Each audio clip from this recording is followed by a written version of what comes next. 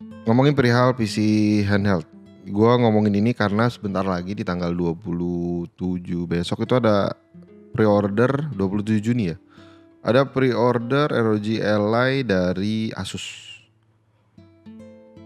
Dimana ini adalah sebuah lawan yang cukup kuat juga ya buat Steam Deck yang sudah setahun belakangan ini tuh juga bisa dibilang punya market share yang gede banget di dunia PC handheld. Tapi kalau ngomongin dua itu sebenarnya sebelum itu juga ada. Sebelum dua nama ini tuh udah dua nama yang cukup lumayan dikenal di komunitas PC handheld itu ya, yaitu adalah yang pertama GPD Win atau GPD doang. Serinya tuh seri GPD Win ya. Dan yang satu lagi adalah Ayaneo yang mereka udah keluar lebih dulu. Mereka adalah sebuah perusahaan yang lebih kecil daripada Steam maupun Asus gitu ya. Jadi dia ngebangun PC handheldnya itu dengan Kickstarter biasanya. Terus habis itu orang bisa pesan, dia bikin prototipenya dan baru setelah pesan berapa dibuat dalam waktu berapa lama akhirnya baru bikin sistem PO lah untuk ngebuat pre-ordernya. Nah kalau ngomongin soal PC handheld atau handheldnya dulu gitu ya, gua adalah orang yang cukup lumayan berkelana di dunia handheld itu cukup lama ya, karena dari Game Boy, Game Gear, Atari Lynx, terus ada banyak banget loh sebenarnya, ada Gamebot, Casio, terus ada Tiger juga kalau buat teman-teman retro mungkin pada tahu. Tapi yang gue sebutin tadi itu adalah sebuah perangkat yang bisa dibilang dedicated platform konsol yang akhirnya dirubah jadi sebuah handheld. Nah kalau ngomongin PC handheld ini, itu gue sebenarnya tuh udah punya keinginan banget dari zaman gue kuliah ya di tahun 2005 ke bawah gitu. Ya 2005 ke bawah itu pada saat di era itu tuh kan kita tahu ya dulu tuh pasti punya pemikiran kayaknya keren nih kalau PS1 dibikin jadi bisa dibawa kemana-mana, pasti keren banget gitu. Dan akhirnya keluarlah PSP gitu. Dan itu juga terjadi di pemikiran gue ketika pada saat waktu itu di PC di era-era kuliah tuh. Kayaknya keren banget nih kalau ada komputer kecil. Tapi waktu itu memang udah ada laptop gitu ya. Dan laptop pada era itu juga mahal. Tapi maksudnya bener-bener dulu kan gue suka main game-game gitu. Terus gue mikir kayak keren nih kalau bisa mainin game dalam genggaman. Tapi game-game itu game-game PC. Tapi gue tahu pada saat era itu tuh tidak mungkin terjadi. Karena laptop aja tuh udah mahal banget itu. Apalagi yang lebih kecil lagi gitu ya. Itu terus ya sudah gitu. Akhirnya tapi itu tidak berhenti. Makanya gue akhirnya waktu itu sampai nabung 1 tahun lebih hanya untuk membeli PDA guys. Ya personal data assistant, bener gak sih? Itu jadi handphone yang basisnya adalah Windows. Dulu tuh PDA cukup lumayan terkenal di era itu. Terus kayak gue tuh sengaja beli itu bukan untuk digunakan lagi, astagfirullah. Dia kalau lo mau tahu PDA itu kayak model apa ya? Lo tau gak sih Nokia 9500, 9300 gitu ya? Yang kalau dibuka tuh ada keyboardnya gitu kan? Iya pokoknya model-model yang kayak model gitulah ya. Tapi dia tuh bentuknya tuh kayak handphone kayak sekarang, layar sentuh juga.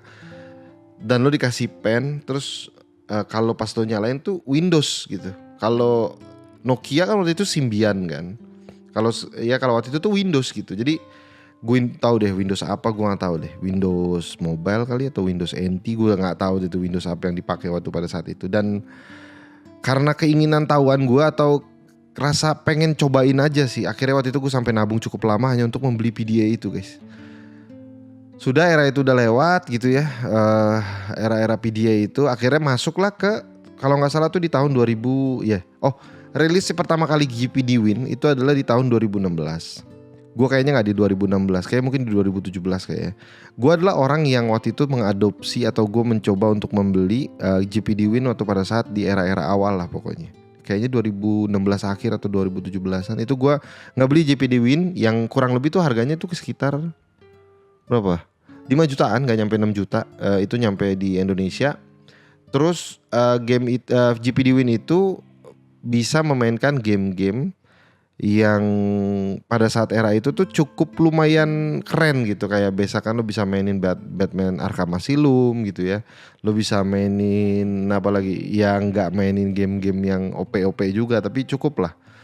Nah Bagi teman-teman yang mungkin belum tahu, GPD Win itu emang udah memproduksi cukup banyak, dia bahkan mungkin ya dia di gue pribadi gitu ya.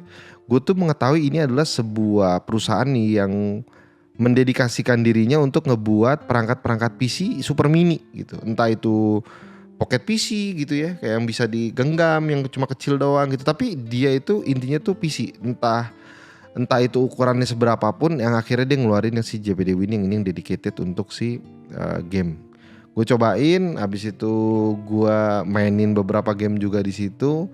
Akhirnya tuh setelah itu rilis lah si JPD Win 2, jeda berapa 2 tahun mungkin 2 tahun 3 tahun setelah itu, yang harganya tuh lompat tiba-tiba langsung jadi 9 juta berapa atau 10 juta gitu ya kurang lebih.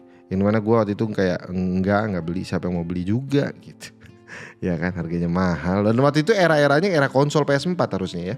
Era konsol PS4 waktu pada saat itu tidak harganya tuh jauh banget lah. Yang satunya harganya 4 jutaan gitu ya, atau 3 jutaan, yang satu lagi tuh harganya 9 jutaan. Jadi nggak make sense.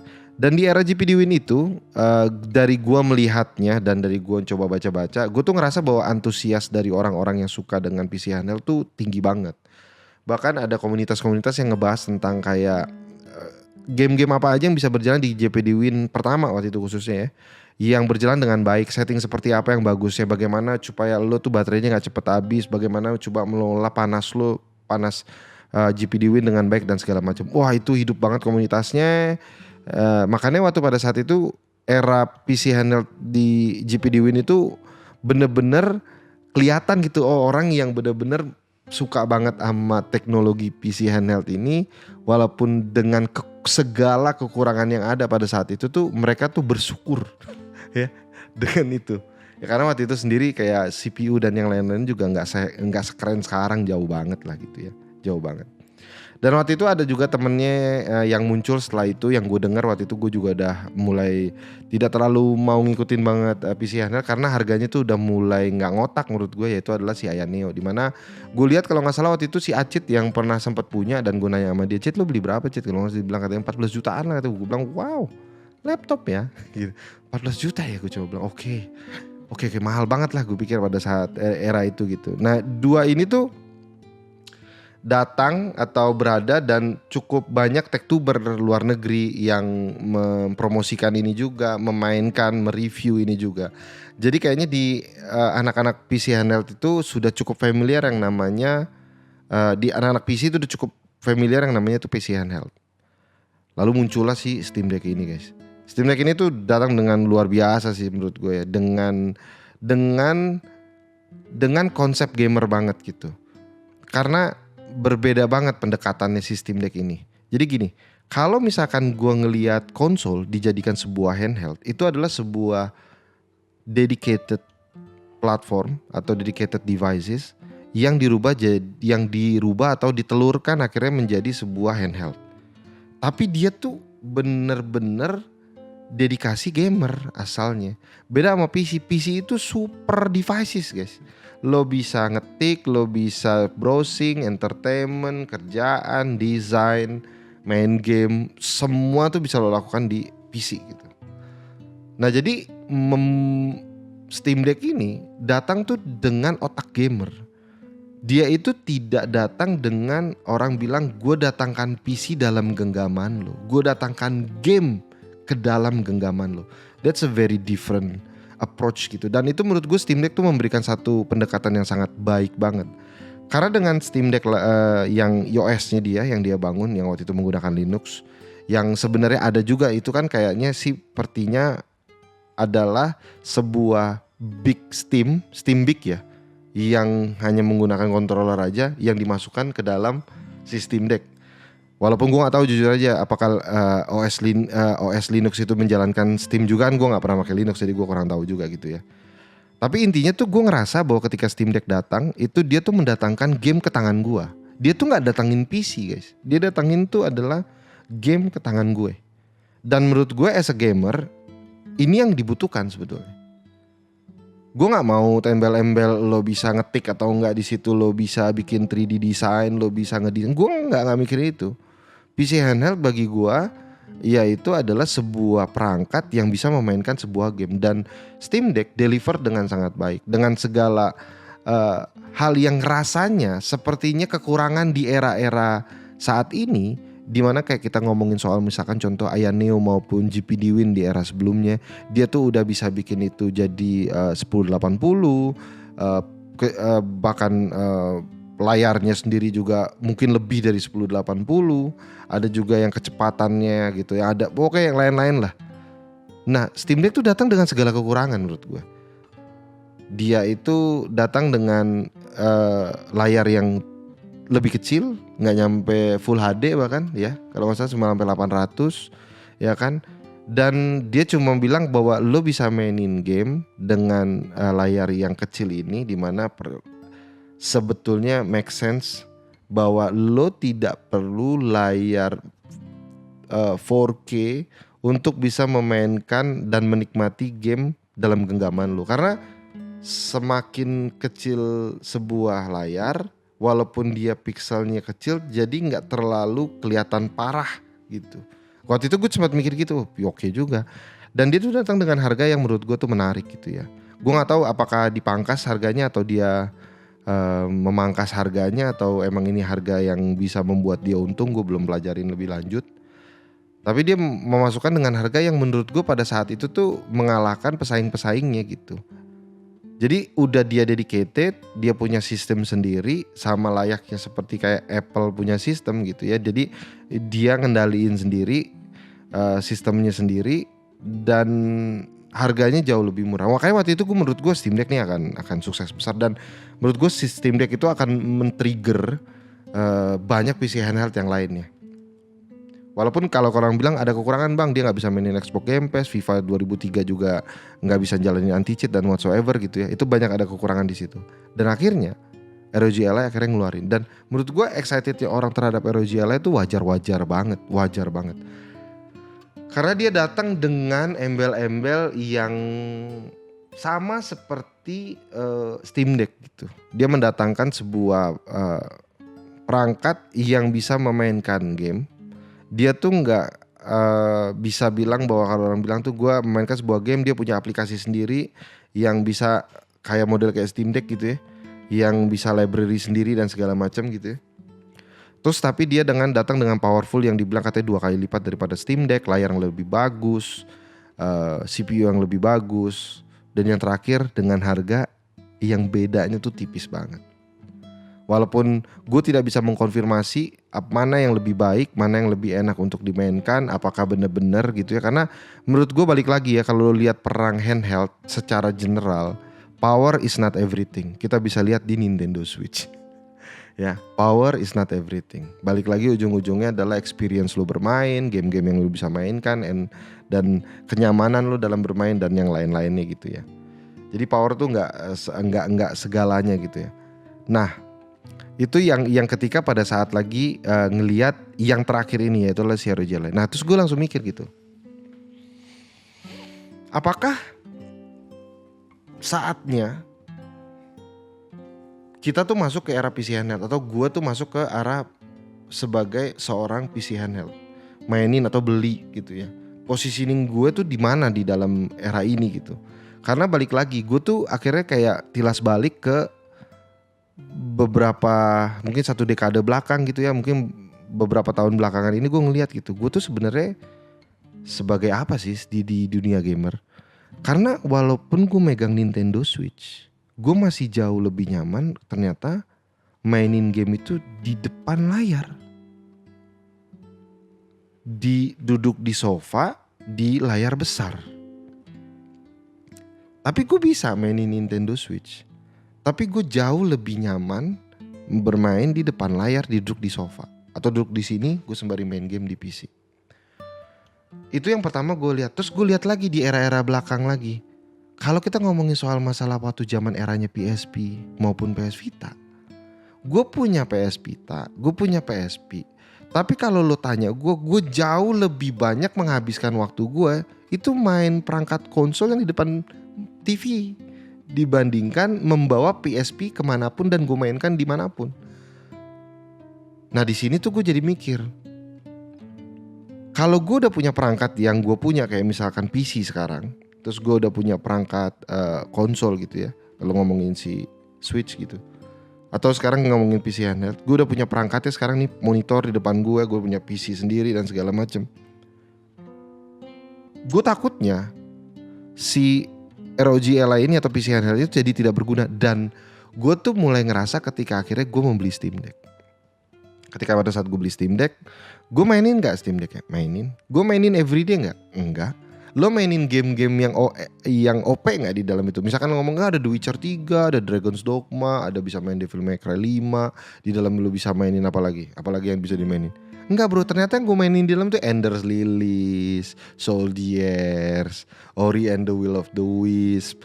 Game-game yang secara grafis itu tidak terlalu OP. Karena menurut gue ketika pada saat lagi gue pengen main game-game yang kayak gitu, gue akan lebih nyaman, lebih bisa nikmatin ketika gue main di depan monitor. Jadi gue kalau mainin game-game yang kayak model side scrolling lah, baru yang gue pikir gue main di handheld. Dan itu pun nggak waktu yang paling banyak gue habiskan di Steam Deck adalah bermain Vampire Survivor. Lo bayangin nggak? Vampire Survivor, game yang ada di HP. Ketika gue pada saat lagi mainin Steam Deck gitu.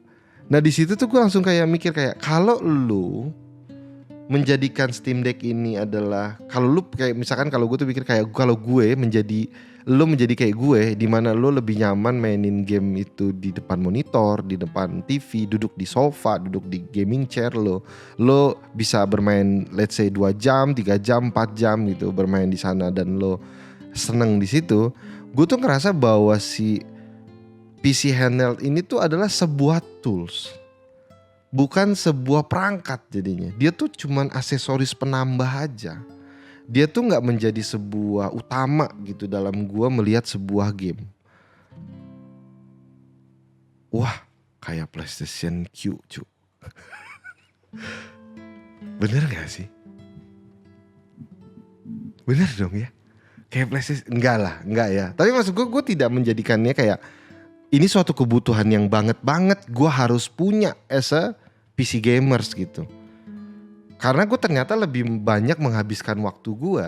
Lo bayangin gak kalau misalkan lo build, karena kita ngitungnya kalau kita ngitungnya pakai otak kapitalis gitu ya. Lo ngeluarin duit 20 juta bangun PC. Lo gunakan PC itu dalam seminggu. Let's say seminggu tuh berapa? Sehari tuh 24 jam. Anggaplah efektifnya tuh berapa? 4 hari 5 hari gitu loh. Lo menggunakan PC-nya itu tuh kira-kira 80 jam gitu seminggu gitu misalnya. Berarti anggaplah kita kurangin aja gitu. Jadi 20 juta ini penggunaan itu sampai 80 jam. Berarti berapa tuh nilainya? Terus kita beli Steam Deck dengan harga let's say sekarang tuh udah 6 juta, 7 juta, 8 juta anggaplah gitu ya. Gue juga lupa harganya berapa sekarang. Misalkan kita bilang harganya tuh 8 juta gitu. Terus lo mainin ternyata dalam seminggu cuman 6 jam.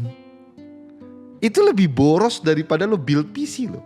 Jadinya kalau dilihat dari situ kan berarti ketahuan nih prioritas lo yang mana lo lebih banyak gunakan kan. Berarti si PC handheld ini untuk saat ini itu seharusnya tidak menjadi prioritas lo untuk lo punya dulu. PlayStation Q cuy. Dia tuh tools doang. Hebat juga lo PlayStation. Ya, gue langsung kepikiran di PlayStation lo bro. Jadi kalau misalkan kalian yang sekarang berpikir, hati-hati juga karena menurut gue tuh kadang-kadang dalam dunia game gitu ya, itu tuh ada yang namanya ngerasa di hype aja gitu. Jadi semua orang punya, semua orang beli, semua orang ngomongin, gue juga harus punya gitu. Dan akhirnya akhirnya karena hal-hal ini dibangun di sekeliling kita lihat terus, lama-lama kita mikir, oke, mungkin bagus kayaknya kalau kita beli gitu. Yang mungkin nanti secara fungsi mungkin tidak seberguna itu. Mungkin saja, karena bisa aja nih, misalkan contoh, gue tanya deh, buat kalian bisa tulis di kolom komentar gitu ya. Kalian yang punya PS4 atau PS5 atau Xbox Series S. Jadi lo punya beberapa perangkat nih, lo punya PC, lo punya PS5, lo punya Nintendo Switch gitu ya. Maksud gue lo akan bisa lihat bahwa kadang-kadang ada perangkat yang gak kepegang sama sekali.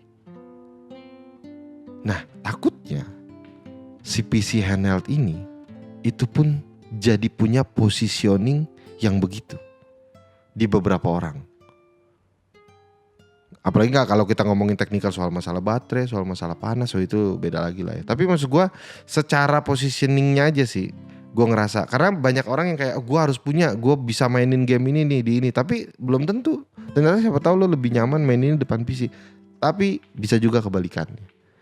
Ada beberapa orang yang tergila-gila memainkan gamenya itu nggak bisa lepas dari Nintendo Switch misalkan, yang dimana akhirnya dia meninggalkan perangkat PC-nya dia meninggalkan PlayStation-nya dia, dan dia hanya berkutat di depan Nintendo Switch-nya aja. Jadi kayak kalaupun menghadapi si PC handheld ini, kita mesti pinter-pinter, jangan sampai kita ke bawah hype, jangan sampai kita ngerasa karena semua orang kayaknya wah mau beli pada mau ini bagus nih teknologi yang terbaru, terus akhirnya kayak saya mah kayak beli PDA waktu itu gue cuy, karena pengen banget ngerasain. Jadi gue membeli sesuatu yang waktu gue beli PDA itu, personal data assistant, nggak kepake Windowsnya. Buat apa? Handphone jauh lebih berguna, lebih murah. Sampai nabung loh setahun lebih. Ya, oke. Itu aja yang pengen gue ceritain atau gue dongengin hari ini soal masalah PC handheld. Ya mudah-mudahan bisa menemani kalian beraktivitas. Dan seperti biasa, I'll see you next time boys. Bye-bye.